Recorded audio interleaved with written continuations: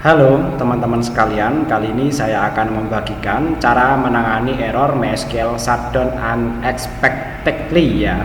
This may be due to a blocked port, missing dependencies dan seterusnya. Ini ada keterangan macam-macam ya.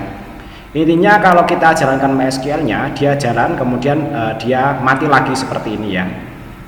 Solusinya adalah ya, yang pertama ya, mungkin teman-teman bisa lihat dulu ya di lognya ini ya, di MySQL error log ya. Kemudian kita lihat keterangannya ya di sisi paling bawah ini ya. Ini ada keterangan ya waiting for you to start ya. Dan lain-lain sebagainya ya. Nah, ini bahkan di sini ada keterangan physically writing file full, please wait ya. Dan nanti setelah di wait dia akan error ya. Nah, kata kuncinya ketika saya googling ya, saya masukkan error ini ya, ibtmp sekian ya. Kemudian ketika googling ya, saya dihadapkan sebuah ini ya, informasi ya dari Stack Overflow ya. Dia menyarankan kurang lebih seperti ini ya sarannya ya. Kita masuk diminta untuk membackup ini ya C-SAM MySQL data ya. Kita bisa kunjungi ya, masuk ke sini ya, kemudian kita masuk MySQL ya, ke sini. Kemudian datanya diminta di backup ya, kira-kira ya nanti kita copy saja seperti ini ya, kita copy ya. Sehingga nanti kalau kita memperlakukan sesuatu terhadap datanya ini ya, seandainya itu error ya atau datanya hilang, kita masih punya di backupnya ini, yaitu data strip copy ya. Kemudian berikutnya ya, kita diminta untuk mengcopy semua SAM MySQL backup ini ya. Tadi kita kembali ke foldernya ya. Oke, kita diminta masuk ke backup ini ya, kita diminta untuk mengcopy semuanya ya. Tapi di sini ada catatannya ya. Paste and replace existing file data except for IB data 1 file ya. Jadi kita diminta untuk mengecualikan ya, kita masuk di sini ya, yang IP data satunya ini tidak ikut di copy ya, kita copy ya seperti ini ya.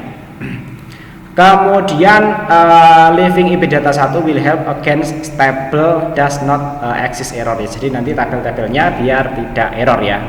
Oke, sampai di sini ya. Kemudian berikutnya kita coba paste ya. Kita tadi ke folder backup ya, kemudian kita kembali ke data ini ya, yang sudah kita backup ya, kemudian kita paste di sini ya.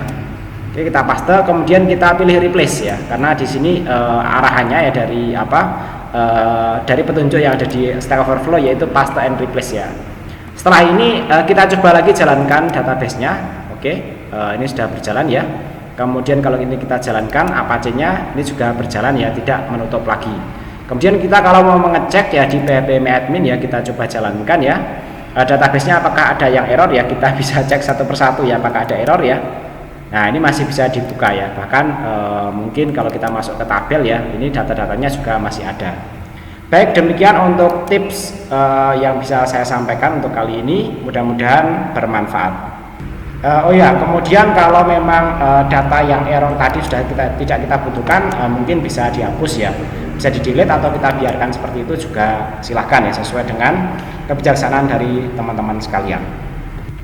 Karena database yang kita pakai saat ini berada di dalam folder data ini, sedangkan yang lainnya yang merupakan backup ya mungkin bisa kita kasih catatan seperti ini ya, seperti data error ataupun data oke ya, atau bisa dikasih tanggal backup tanggal berapa, sehingga nanti kalau kita ternyata menemukan kehilangan data dan lain sebagainya, kita masih bisa melacaknya pada backup data yang kita lakukan secara mandiri. Terima kasih.